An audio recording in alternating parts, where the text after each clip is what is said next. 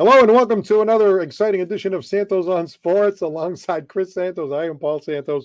We're chuckling a little bit because I'm still grumpy, even though we've won 4 out of the last 5 in football, the Patriots. But we'll get to that in just a second. We want to thank our sponsors, John Seed Law, 156 8th Street in New Bedford, Lakeville Athletic Club, 325 Bedford Street in Lakeville, where you can play tennis, pickleball, and a whole lot more.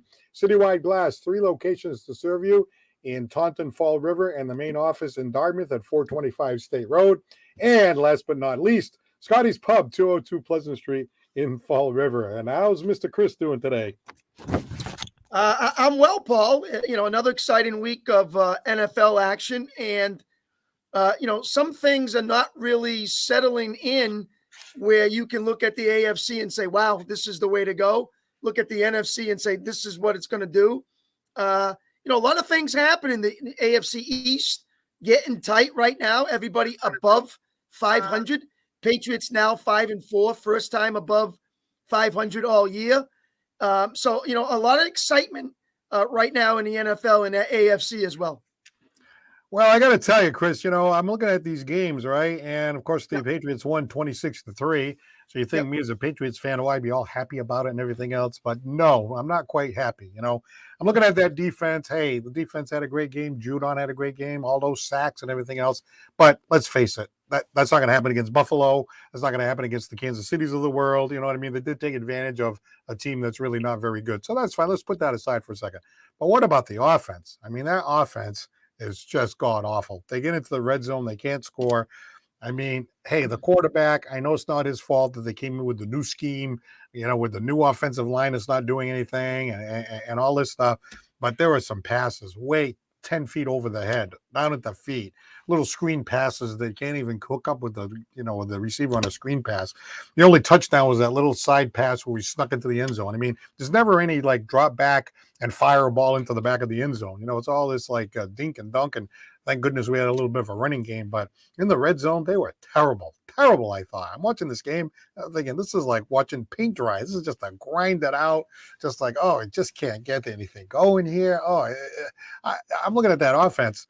They're going nowhere with this offense. They are going nowhere. And you look at the schedule down the stretch, they're going to get their head handed to them. Paul, you and Patriot. Well, listen, you and Patriot fans. I understand you're in that process. You're looking for a statement game from the offense that says now we can handle the rest of the season. That's what you're looking for, and you haven't gotten it. I'll agree with you there. Now, that being said, I think this is an absolute perfect time to have a bye week. I really do believe it. Now that you're above 500, you got yourself a bye week.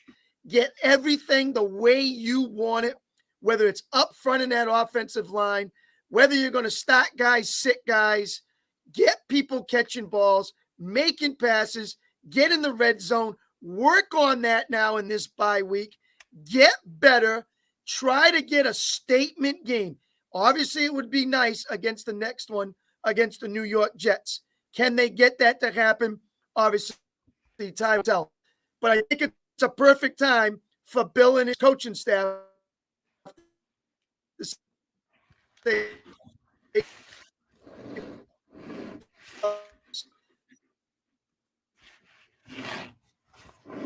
I mean, all right, well, even Strange was best during that other game. So they're not happy there as well. Offensive line, guys dropping balls, can't have that. And as you said, Paul, passes above, passes in the feet, and even short swing passes, struggling. And again, not converting.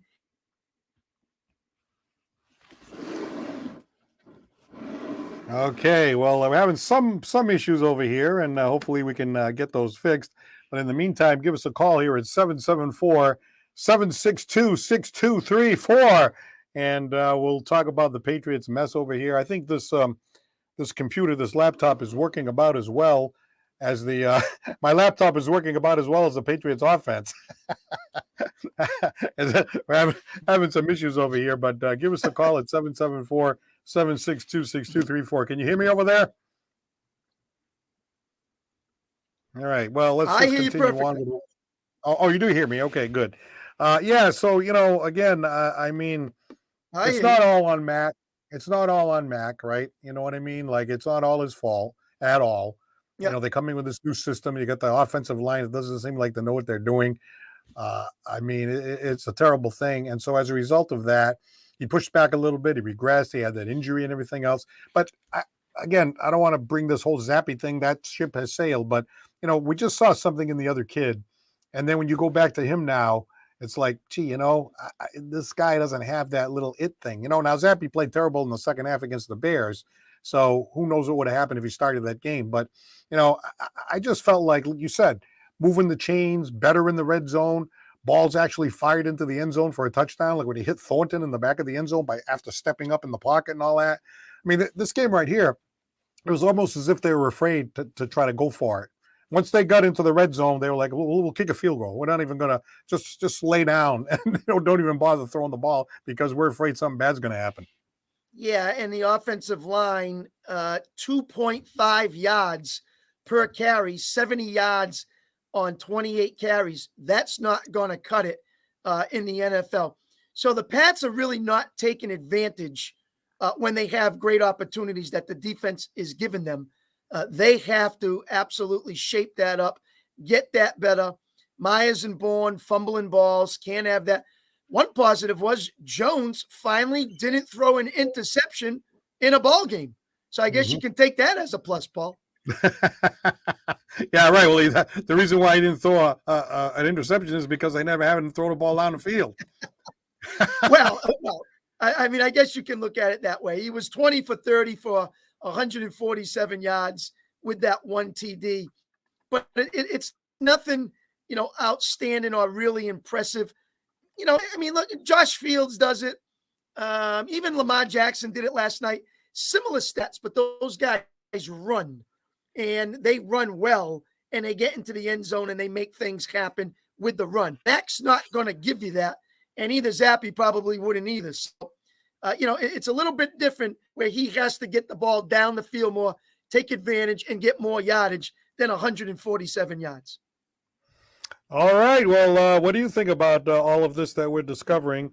Once again, we got a 49ers all the way comment here from Chubbs Turner, who is saying, hey, one more year in Tampa and maybe TB12 will go over to San Francisco and put them over the top. Well, they're 4-4 right now, and that division is quite interesting too. The Tampa Bay division, another one quite interesting.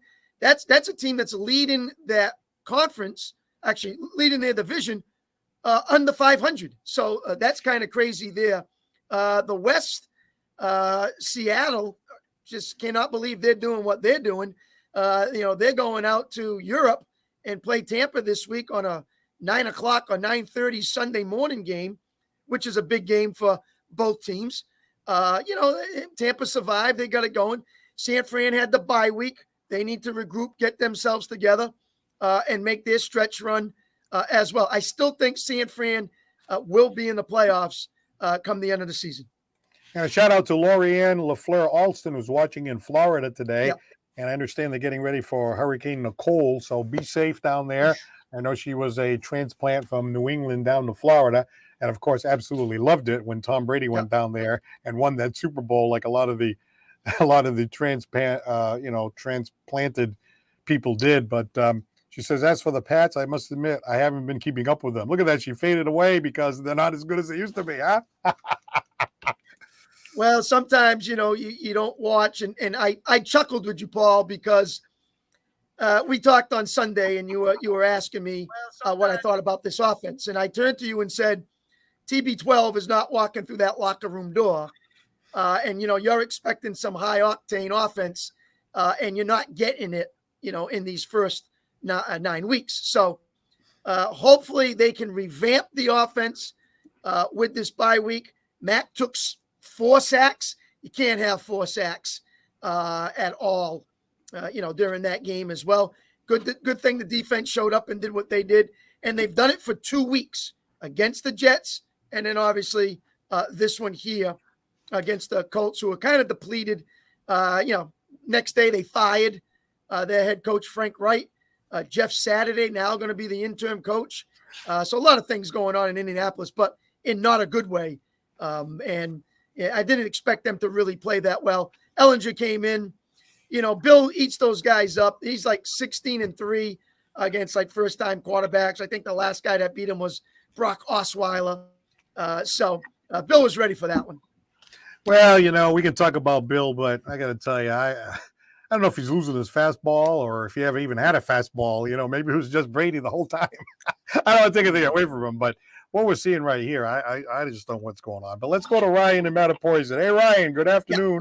Yeah. You are on Santos on Sports. Hey, guys, how's it going? We're doing okay.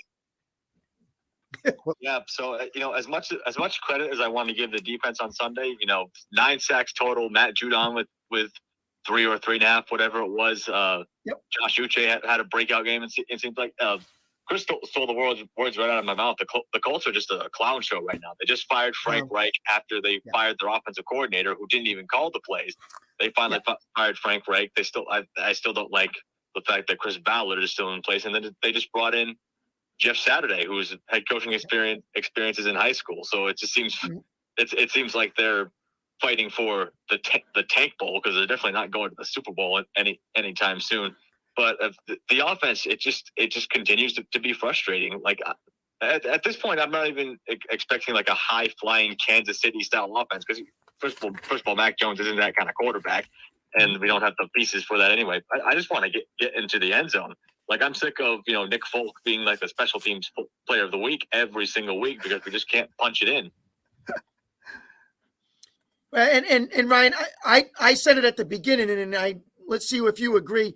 I think this is a great time to have a bye week. I really do, to settle in on that red zone offense, to get something into the end zone instead of relying on Nick Folk, because normally field goals are not going to have you win games, especially when you're playing upper echelon teams compared to like the Colts and some of these other teams. So I think it's a great time to really revamp and do some changes up front. Maybe, do some simpler plays, get more things downfield, and hopefully, score some points. And they need to make some kind of offensive statement game as soon as possible to say, hey, we can score. Let's go do it.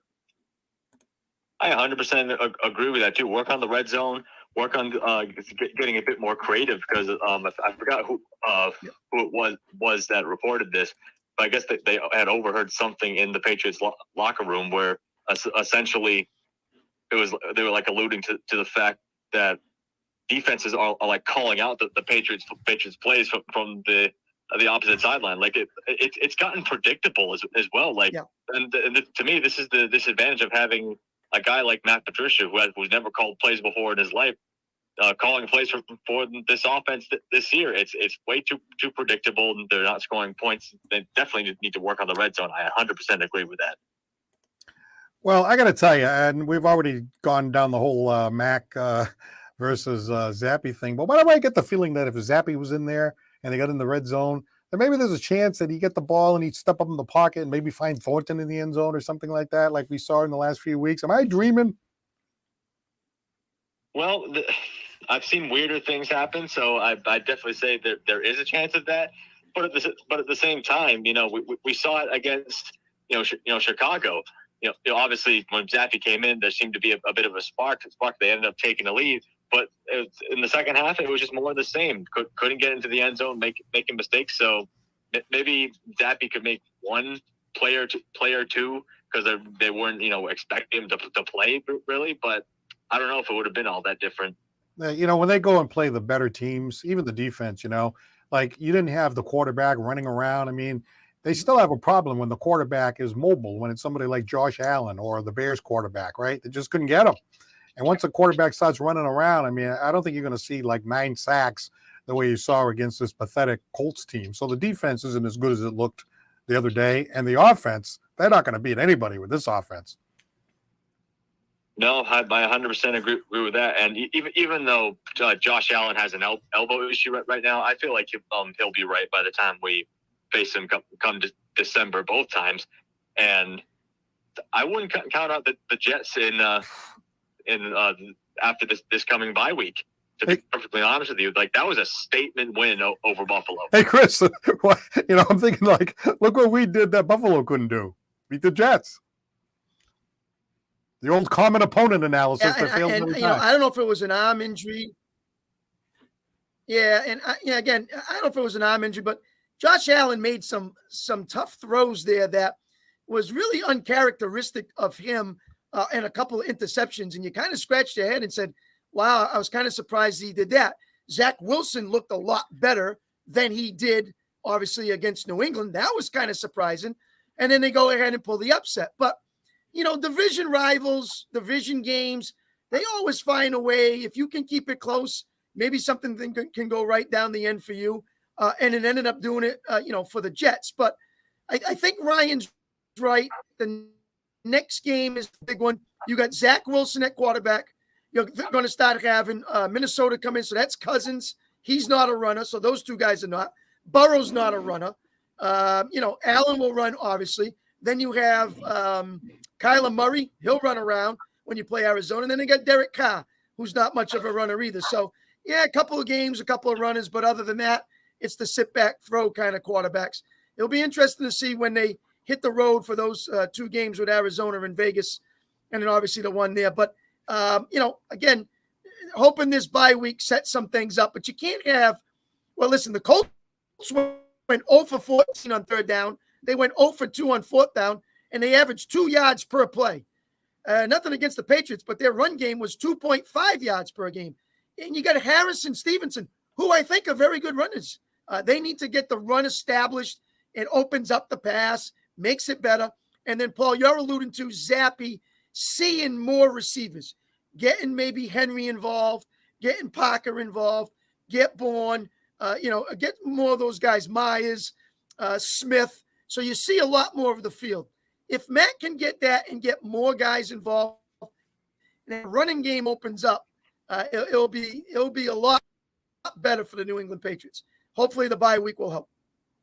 Well, Ryan had the good fortune of being at the Garden last night when the Bruins took on the St. Louis Blues. What are your thoughts on the Bees? Uh-huh. Well, first of all, the tickets that my father-in-law had gotten, he didn't even know that they were going to be right on the ice. So that experience was just absolutely electric. And secondly, I was impressed, like with the whole thing with the Bruce Cassidy firing. I just only saw things going downhill from there. All I will say, it feel like the Bruins were a little bit lackadaisical, and then things really picked up in the third period. Bergeron scored his goal.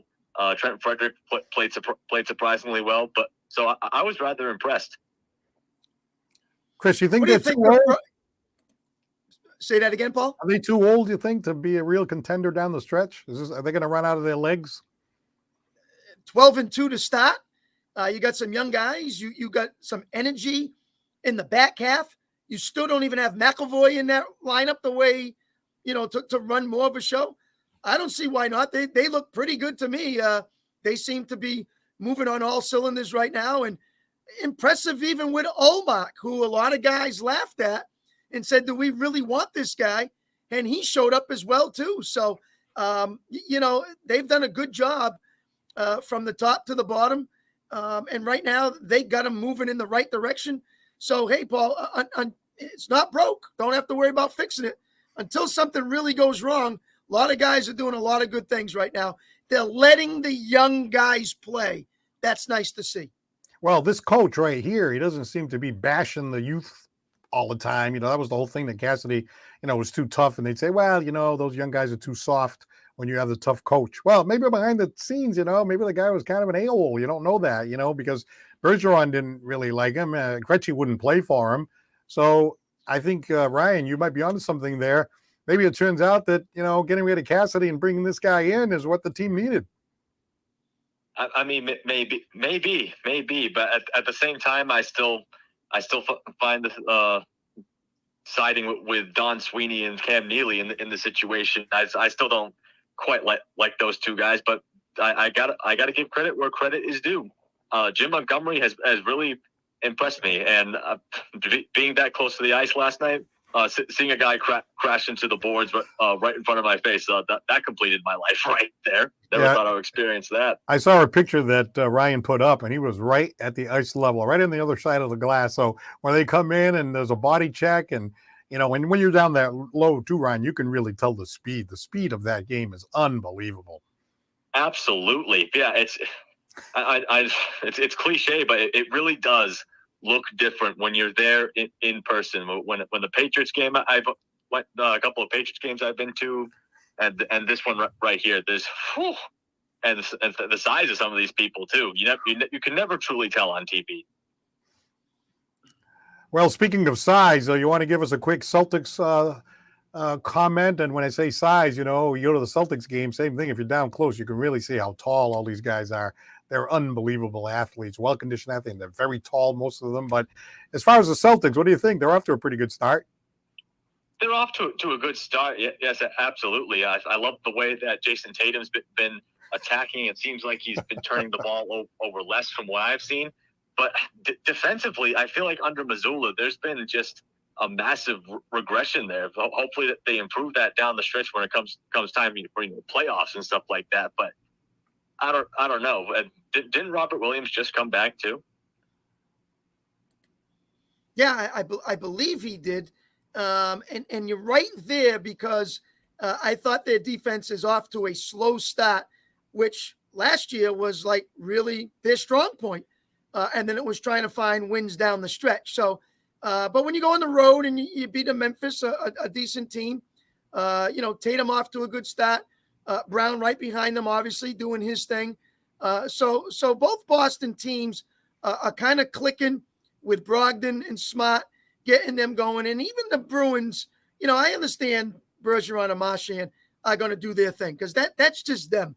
They're that good. That's like Tatum and Brown. It's what the other guys can do for me, the role players that step up when a Horford comes in and does the job, when a Brogdon comes in and does the job. On the Bruins side, DeBrusque comes out and does something new. We know Pasternak's going to do it. It's the other guys that come in. And how about Krejci, not even playing in the NHL for a couple of years? Now he comes back. How will his legs and how will he build? But let me put it to you this way. Ryan, you were there live. You're going to get a more appreciation for the NHL to watch those guys bang like that every night, compared to a Celtics team that just runs up and down, and it's not as physical and brutal as it is in the NHL. Oh, that's a given. That is an absolute given. All right. Well, I still got these predictions at the beginning of the season, and right now I think Ryan, the Patriots are 5-4, but I don't like the schedule coming down the stretch. Yep. And I was at 9 or 10 wins. I think I'm going to have to throw that one out the window. I think Ryan, with his kind of pessimistic outlook, I still think you're the closest one looking down at the schedule. Yeah, I mean, I can easily see. I think Minnesota's definitely a loss. But the two Buffalo games are definitely losses, and we can probably pull out another win against the Jets. I could see that, but the only other two after that are Vegas, who are trash right now, and Arizona, who haven't been doing well at all. That's about it. There you go. There's your 7 wins right there. All right, Ryan. Thank you again for calling as usual. No problem. Thanks for having me. We'll talk to you later. Ryan from Mattapoisett, our favorite caller here on Santos on Sports. If you'd like to jump into the discussion, 774-762-6234, and let us be heard, or let you be heard to us here on Santos on Sports. Again, our thanks to Scotty's Pub, Citywide Glass, Lakeville Athletic Club, and attorney John Seed for sponsoring Santos on Sports. So, yes, the New York Jets. I got to tell you, I'm watching the Red Zone. And I'm going across, and I'm looking at it, I'm like, wait a minute, let me get my glasses here. What's the score of this game again? And that was just amazing. I mean, at the beginning of the year, we were like, oh, okay, Jets, that's a win. Now they beat them the first time, but doesn't mean they're going to beat them the second time. If they can go out there and get a win like that, hey, Buffalo might have been taking them for granted a little bit. Sometimes they get a little overconfident. Like Ryan was saying, maybe there's an elbow thing there going on with Josh Allen. But still, I asked you last time, are the Jets frauds? You're like, no, you think they're a good team, and they're really proving it. I do, and it starts with the defense with Saleh, the head coach. coming over from San Fran, has done a nice job with that. Now, let's remember, Paul, they're coming to New England. A little bit more hostile territory to try to win on the road for the Jets this time than being at home. Yeah, their record's shown. Oops. They've got, if Zach Wilson, I think it starts with him. If they get things going, they got two guys that can run now with Carter and Robinson. So that's going to help them. But I still think that the Pats will have that defense going, give Zach Wilson some more trouble. I think they come out with a nice win against the Jets at home. It's after that with Minnesota. That's Thanksgiving. Don't forget that, Paul. Thanksgiving night, playing the Vikings in Minnesota. Primetime game. So look for that one as well. All right. Let's see. Hey, let's go to Charlie in New Bedford. Hey, Charlie, how's it going? Charlie. What's going on, man? How you doing? Good, good. You know, the Patriots got another win there. So we should be happy. But I'm looking at that offense. Let's take it one at a time. Defense did all right, but the offense, I'm sorry, that offense is horrible. We're going nowhere with that offense. What do you think? Well, hey, it's time to go to what's it, Everett, Mass, and go get some linemen. You know, Xavier High School, and maybe we'll do better. But no, it is terrible. It's hard to watch, especially when it gets to that level and there's so many athletes out there. You would think that, you know, Bill and his staff would have grabbed a couple of new linemen somewhere, but nope. Definitely, it's coming out. It's surely coming out that you know, they need to revamp the staff along with the personnel too. Do you think it starts with the line?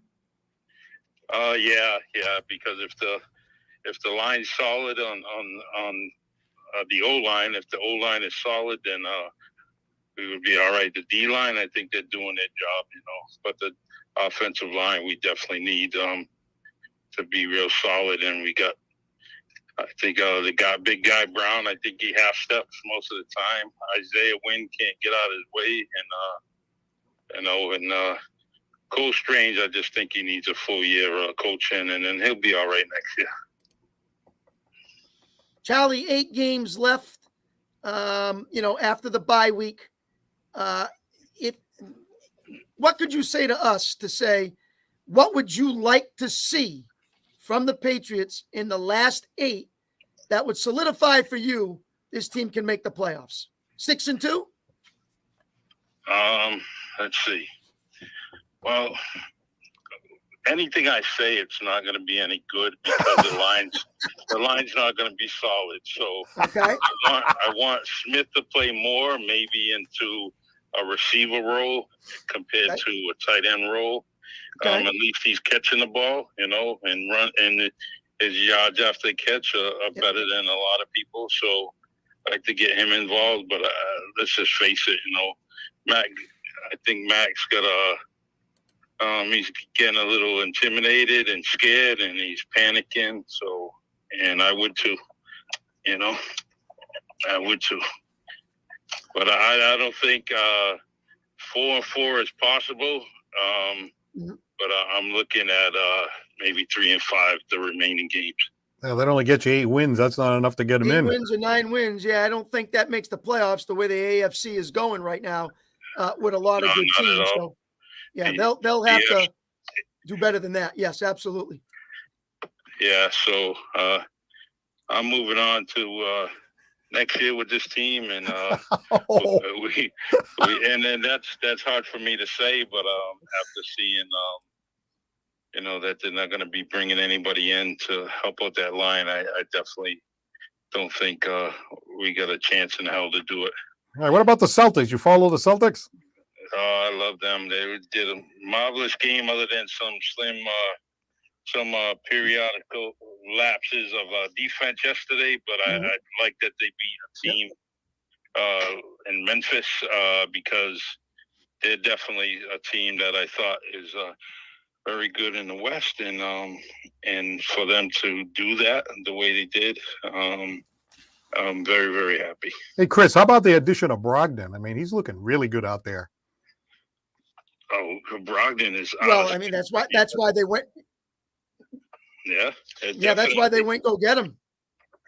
He's been exactly what I've been crying about all these past few years. Drive to the basket, dish it out, take those mid-range jumpers. He's a perfect. I mean, he's definitely one of my favorite guys on the team now. Yeah. So I mean, Charlie, you all the ingredients. They got a lot of it. Yeah, they're doing well, and I think that they're gonna excel. I like to see. I don't like Grant Williams, so I'm gonna be always hard on him. But I'd rather see Griffin or somebody else in there playing. Williams. Charlie, creating your own shot off the dribble. Creating your own shot off the dribble.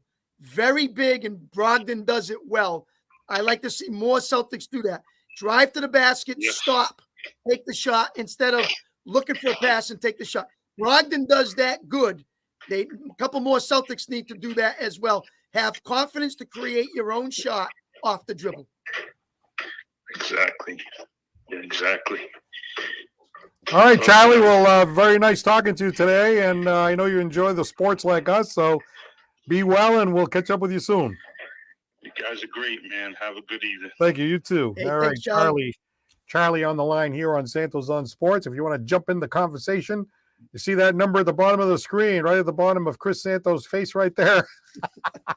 You can point at it like you're on The Price is Right. There you go. Yeah, there it is. There it is right there. Door number 2, 774-762-6234. Santos on Sports. Give us a call, and we'll chat a little bit.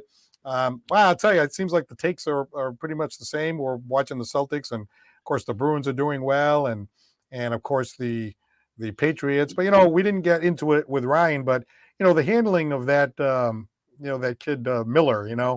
What do you think about all that, Chris? Well, it was kind of surprising at first that the Bruins went out and tried to do this in a way, Paul, that sounds to me they wanted to sneak them in behind the NHL's back. I mean, I don't have all the insides and outs, but it didn't really look like the NHL knew what was going on. And all of a sudden, Gary Bettman says, wait a minute, what are the Bruins thinking right now? This guy ain't even in the league. So they started to, find the process and get involved and then put it all together. So, it becomes a player personality distinction in the league, and they want to make sure they got the right personnel coming from the outside into the NHL, and they're looking for background checks, and that's what they did here, and so they're on top of this guy to make sure he's doing the right thing or what needs to be done if they decide to even put him into the NHL, which is obviously now a union thing, a law thing, whatever the NHL wants to do. So kind of interesting how the Bruins try to slide that in there. Mm-hmm.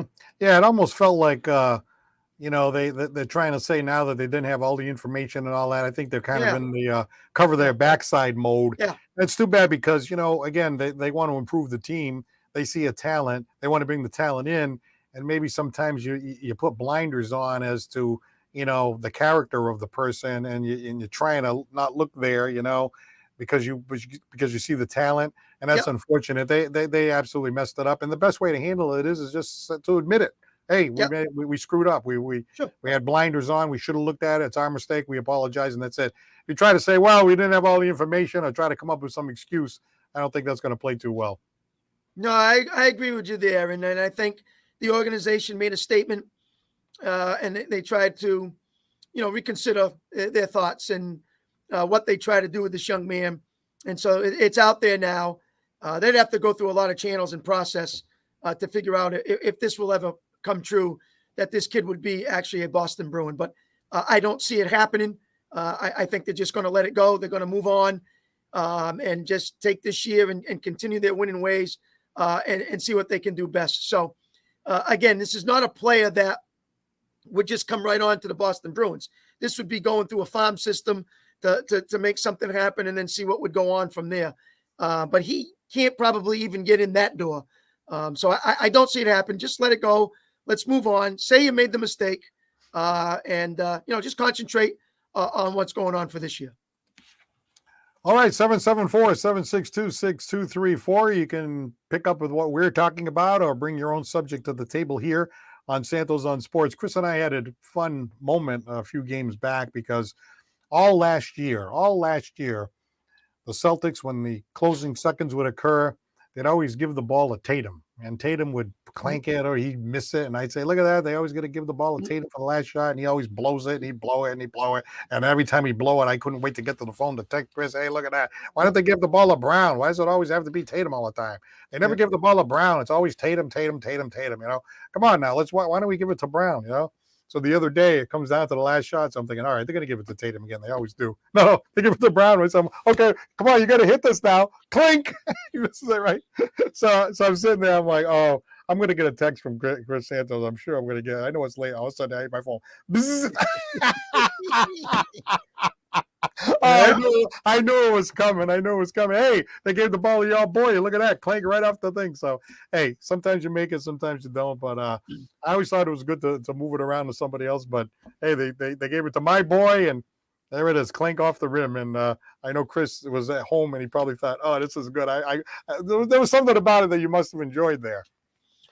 Well, I mean, you can look at the situation, and if you slow that down, you could see the inbound pass, and it looked like Tatum was almost double covered. And so now it's okay, next man up. It looks like Brown came off a screen. They got him the ball, went to the foul line, had that quick turnaround. He didn't make it. So could have been Brogdon, could have been Smart. It just happened to be Brown's turn. It wasn't there for them.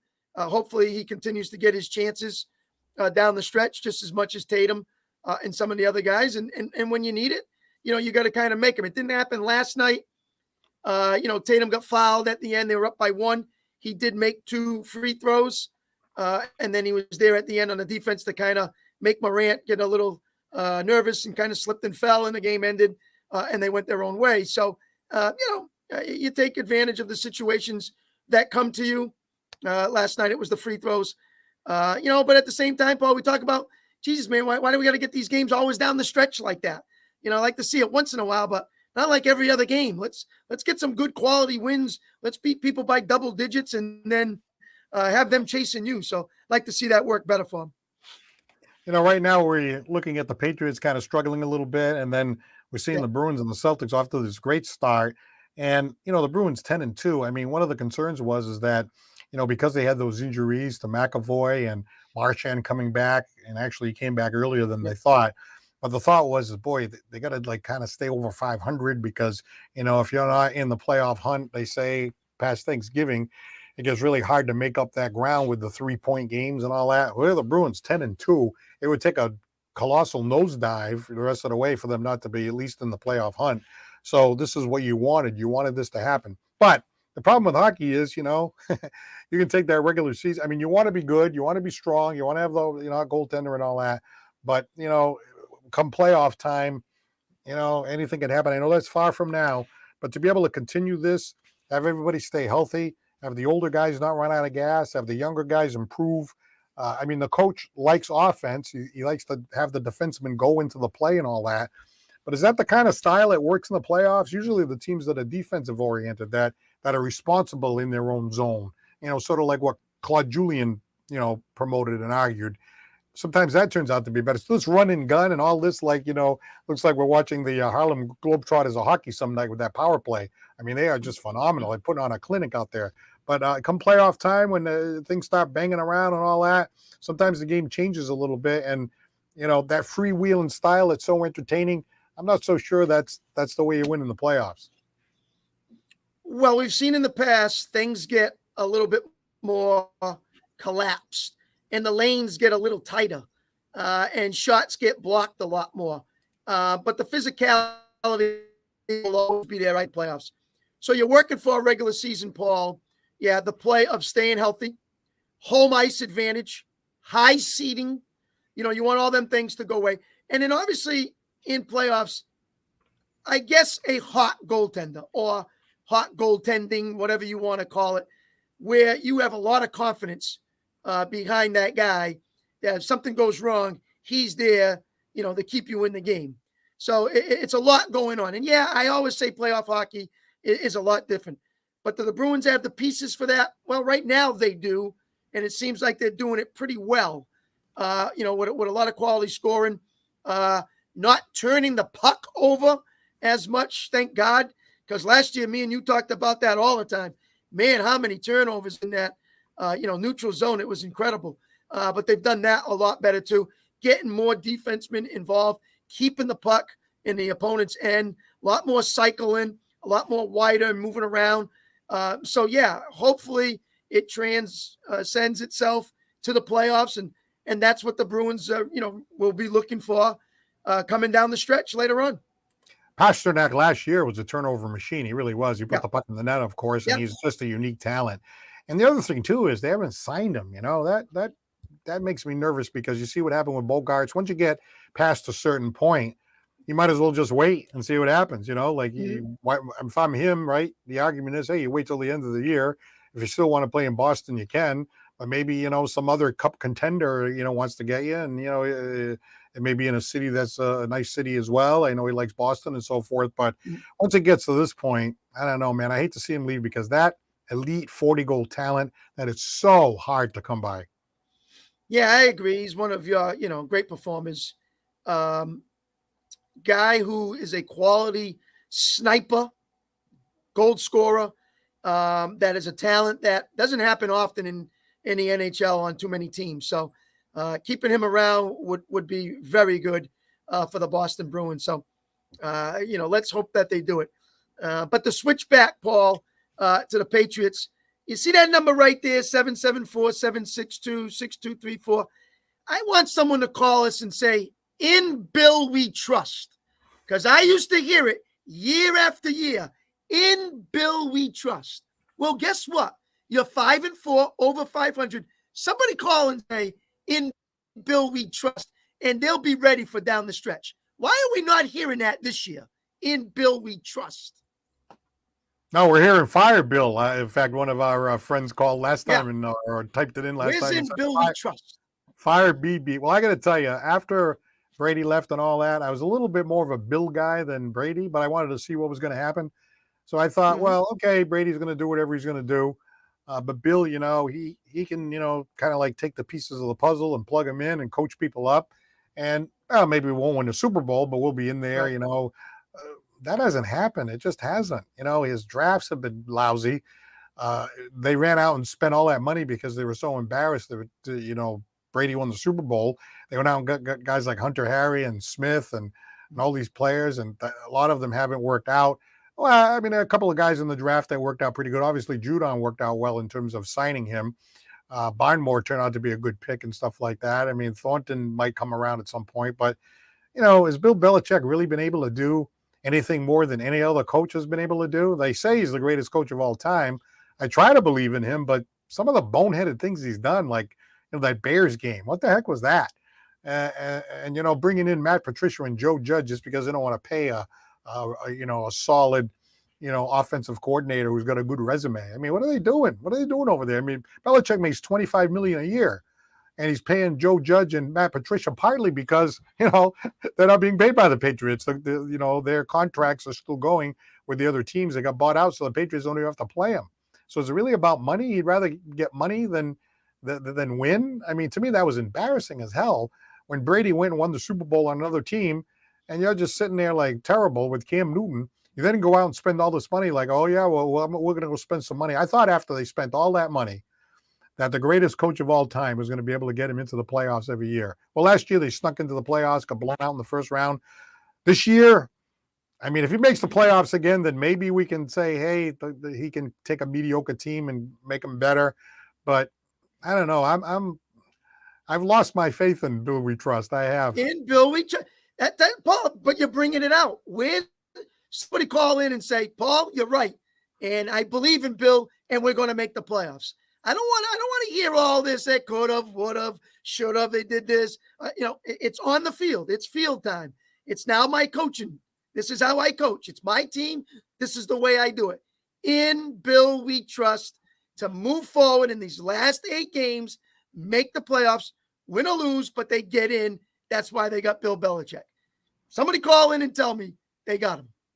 I think those in Bill We Trust people, you're hearing a lot of crickets, I think. Well, yeah, but don't do it only when they're winning, Paul. Do it right. when it's 500. Do it when it's 5-4, and say no worries. We got Bill in Bill We Trust. They'll be there for the playoffs. That's all I want to hear. Someone come out. Can't always be hunky dory and TB12, and he's coming through the door, and it's all going well. Tell us that Bill's going to be able to do it, and he's going to show us the way home. Well, speaking of TB12, I got the red zone, and you have the red zone, right? So I'm on the red zone, and I'm like, all right, well, the Patriots are pulling away here, and it's kind of a boring game, and I'm going to switch over to the red zone. So switch over to the red zone. Oh, maybe that was later on. Yeah, that was a second game, but still, I had the red zone on during the second batch of games at 4 o'clock, and I see Tom Brady there, and I'm looking at the score and whatever the score was. Basically, it's like 2 minutes left in the game or 3 minutes left in the game. And I'm looking at them saying, man, they must have done. I mean, they can't move the ball. They haven't, nobody scored any points. 13-9 was the score. Yeah, it was 13-9. I'm like, this is the 9 points. That's all they've got is 9 points. So they stopped Brady, right? With like, I don't know, something like, you can correct me, something like 2 minutes left. 47. Right. So they were all cheering like they stopped them and all that. So I told my wife, I said, I don't know, they get 2 timeouts on the 2-minute warning, whatever it was. I said, I think he's going to, if they can stop him, he's going to get the ball back with 1 minute or something like that. So he gets the ball back with 45 seconds, right? Even Tony Romo was like, hey, even Tom Brady, 45 seconds, the ball's way back into his own 40-yard line or something. They basically gave him the sidelines. The first pass went right down the middle, but then after that, he gave him the sidelines. He marches them down the field. I'm telling my wife, so watch this. He's going to win this freaking game. That son of a bitch. That son of a bitch. He comes back and when the chips are on the table, you got to tip your cap to that. I mean, the Rams kind of screwed it up too, but that's what they always say. They always say it's the other team that screwed it up. But how many quarterbacks do you know that would have done it like that? I can't think of any. Well, that can happen, but to go back, the Rams had the ball. They didn't score. They turned it over on downs on 4th down. Tampa did. So now the Rams have the ball. They need 1 first down. Couldn't get the first down. So now they punt. They throw the 1 ball down the middle. After that, they watch 3 plays. If I had a prevent defense, I would actually shoot that coach. That defense is awful. I don't know who invented it. I can't stand it. It's the worst thing ever. I don't know why they do it. Every time they do it, the team loses the game. It's awful. It's terrible. They are actually in those 3 plays, 12.5, 14.5, and 16 yards off the receivers. It makes no sense, Paul. It makes no sense. Never mind, you're going to give the greatest quarterback the time to throw an 8-yard or 6-yard pass to win the game. Makes no sense. They haven't even scored. They've gotten 9 points. Why do you change? Just play your normal defense. Just play your normal defense. And Tom picked them apart, and it didn't matter. Outside. Then 1 play there, and it was over. And again, Tom has not looked good this year.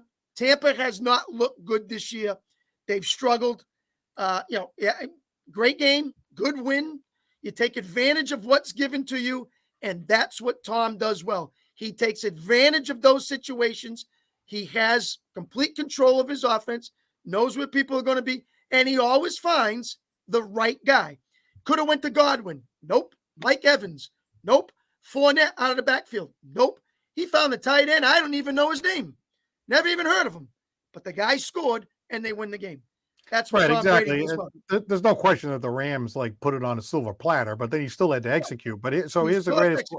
He used to say, I got the answers to the test. I mean, he's been studying. Yep.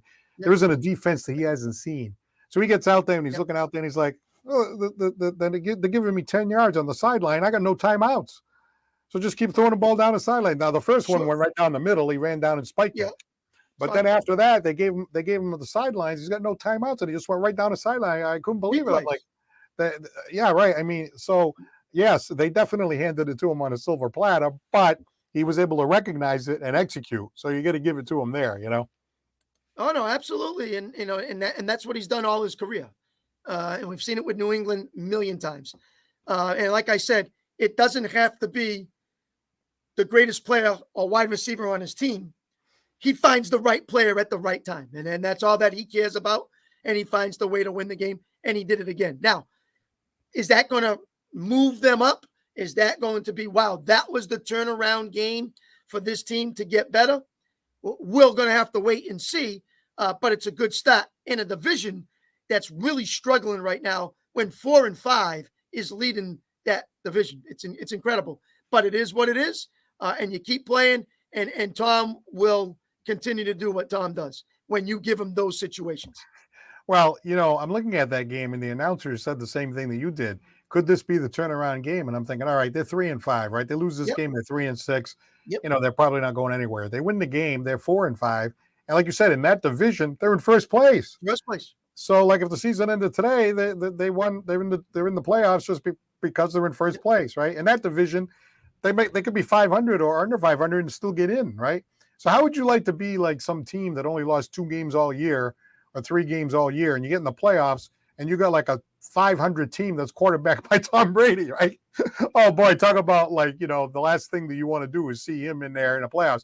Now, they may not be strong enough to win the whole thing, but dangerous in the playoffs with TB12 at the helm and some of these other guys still there. They lost some guys, but some of the injured guys will be coming back. Maybe they come together a little bit. I got to tell you, I wouldn't want to play him if I was one of the teams in the NFC.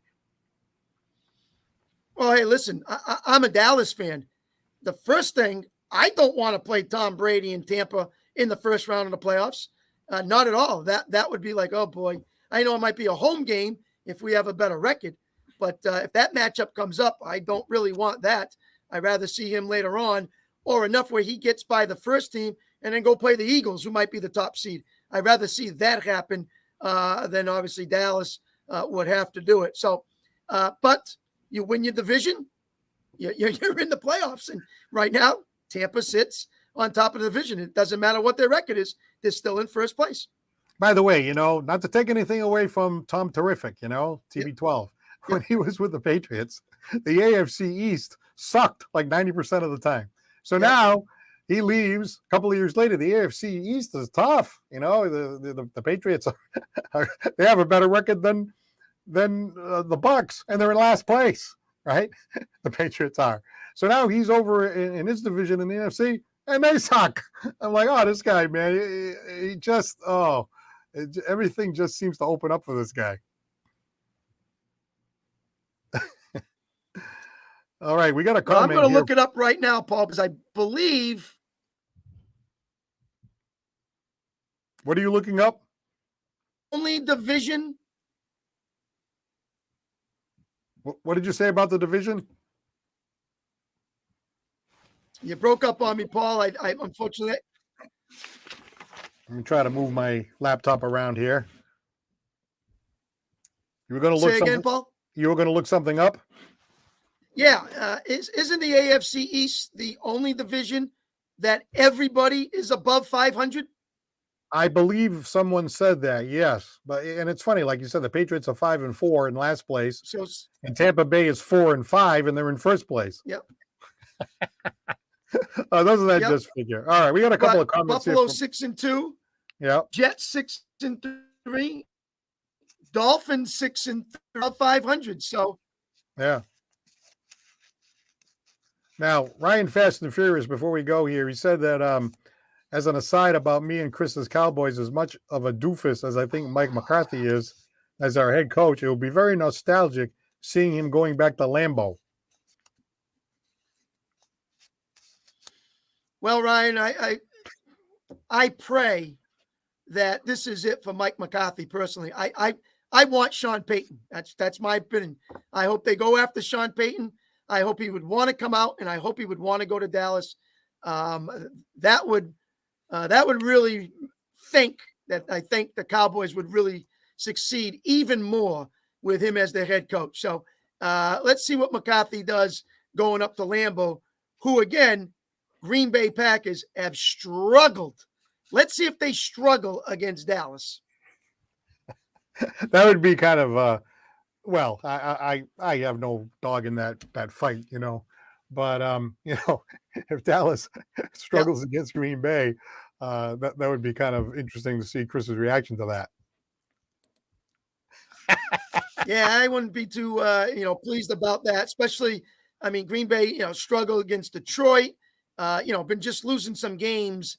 They have not looked good at all. Their receiving core has been horrible. Rodgers is fighting it right now. And if Dallas has anything in the game plan, it's to really get to Aaron and force those receivers to try to catch a ball because they haven't done much. That being said, let's hope Micah Parsons in the group coming off the bye week are prepared and ready for a good game in Lambeau. I fully expect Dallas to win that game. I do. Hope They've so. been playing well. They're considered to be one of the top teams in the NFC now, based on the way they've been playing and so forth, top to bottom, offensively and defensively, and the way Green Bay is not the same Green Bay we've seen the last few years. No, absolutely not. They've like I said, had some trouble with their receiving corps, dropping wide open balls for touchdowns, and it's really gotten in Aaron's head. And of course, everybody now wants to blame Aaron Rodgers for the issues, and people are saying we should have got rid of him when we had the chance, and things like that. But one of the great quarterbacks in the league. All right, our internet unfortunately hasn't been the strongest, but I think we did get by. So thank you very much for the calls and the comments here today. We appreciate it. We'd like to take the opportunity to thank our sponsors, Scotty's Pub, 202 Pleasant Street in Fall River.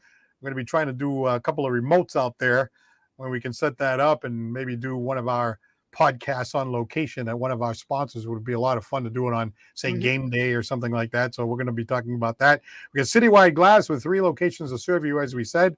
425 State Road in Dartmouth. There's our additional locations in Fall River and Taunton. Lakeville Athletic Club. Chris Santos plays for them all the time. Yes, he does. Out there on the court, still swinging. Lakeville Athletic Club, 325 Bedford Street in Lakeville. They play tennis, pickleball, and more.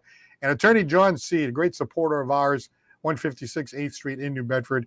And you can get in touch with him at johnseedlaw.com. Now, you're not at the pickleball level, right? You're still at the tennis level. You haven't reverted to pickleball at all?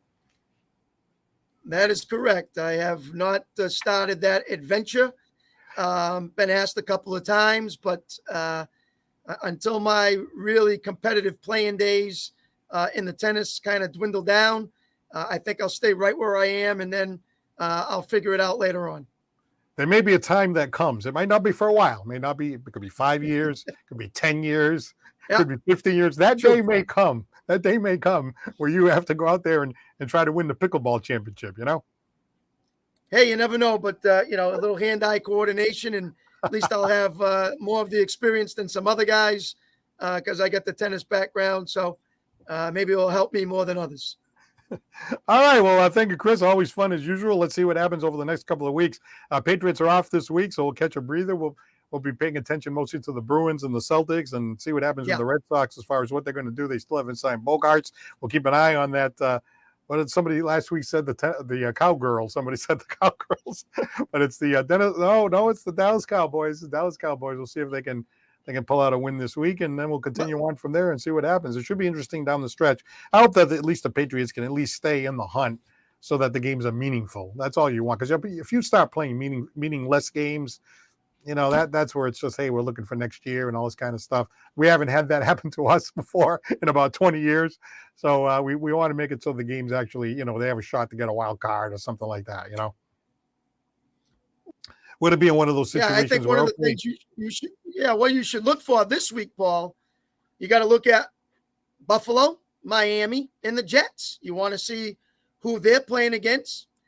If you're a Pats fan, I'm sure you're rooting for the other team. So, they don't keep winning, and that makes it easier for you. So if the Jets lose and Miami loses, they would now be 6-4, and the Pats would be 1 game back. Even if Buffalo got beat, let's say, that would make them 6-3. So it puts it right around. So I'm sure Patriots fans will be watching on Sunday, especially those 3 teams. What's going to happen? I'm going to have the chart the last couple of games of the season. It's like, all right, the Patriots have to win, and Yeah. this team has to lose. That team has to lose. That team has to lose. That team has to lose. And Patriots have to win this. It's like, oh, We'll forget see. it. That's never going to happen. One of those things. But anyway, all right, thanks. That was a lot of fun. And thank you to the callers and to the commenters. Yep. We'll see you next week. Be well. Paul Santos for Chris